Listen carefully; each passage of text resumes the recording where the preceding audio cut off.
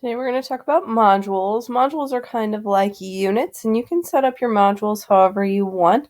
I set mine up by unit. You can also set your home page up to display modules like we talked about in a previous video, or if you go to that course page and click on modules, then you and the student will be able to see the module. To create a new module, you just click on this blue button, and then you're going to name the module. You can click lock until so students can see the module at a certain day. You can also click add a prerequisite so students have to complete a module before they can move on to that module. Okay, so you can see I have my modules set up by unit. So if you just click on this little down button, you can expand or minimize each unit. You can also reorganize units. This little box over here, just drag over here and move it, and then you can easily reorganize units. You can also publish or unpublish an entire unit's worth of items at one time. So let's say that you wanted to change something in Unit 1 and you didn't want students to see it anymore, or if you wanted to see all of the units for your course, but you only wanted students to see the modules for that particular semester, you can just click this publish button or unpublish, and it'll publish or unpublish that entire unit. So maybe you want to publish it when you're ready to move on, then you can publish it all at one time. To add things within the module, you just click on the plus button, and you can add assignments, you can add quizzes, you can add files, you can add content pages, you can add discussions, you can add text headers, and you can add external tools and URLs as well. So you can add anything you want into each modules. So I set up text headers just to make it easier for the students to see what goes with what portion. So maybe you want to set it up by activities or by sections. However you want to set it is up to you. And you can also move things within that module around the same way you can move things in that module. You can also click on settings. You can edit the name of that module. You can move that module. You can delete the module, or you can share the module to Commons like we talked about in a previous video.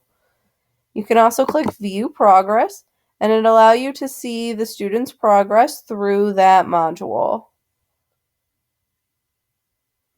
So it'll tell you if they've completed all of the items in there, especially if you set up the prerequisite, it'll tell you how far they've gotten in those assignments.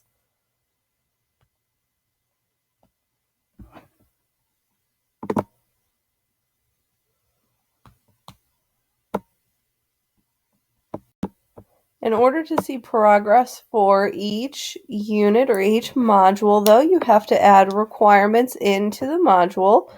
So depending on the module type, there are different options you can have.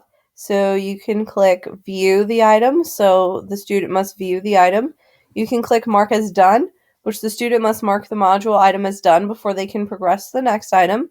Contribute to the page. Students must post or reply to the discussion topic or contribute to a content page before they're allowed to move on. You can do submit the assignment, where students must submit the assignment, graded discussion, or quiz before you allow them to move on. Canvas does not allow you to manually enter a grade to fulfill this requirement. A student must make a submission. And you can also do score at least. Students must meet a minimum submission score. With this option, an additional field appears where you can enter the minimum score students must earn. So you have prerequisites that allow you to set that they have to finish this module before they can move on to the next module. But you also have requirements you can set within each one to have students meet those requirements to mark that as complete. So to do that, you just click Edit and add a requirement. So add a prerequisite and then add a requirement. Students must complete all of the requirements, or students must complete one of the requirements. So it depends on how you want to set it up. You can also click students must move through the requirements in sequential order. So you can either set it up where they must do all of these things, but they can do it at their own pace, or you can do that they must do item 1 before they can move on to item 2. Like I talked about before, depending on what it is, you can click view the item, mark as done, contribute to the page, or if it would be an assignment, you can click mark as done, submit the assignment, or score at least.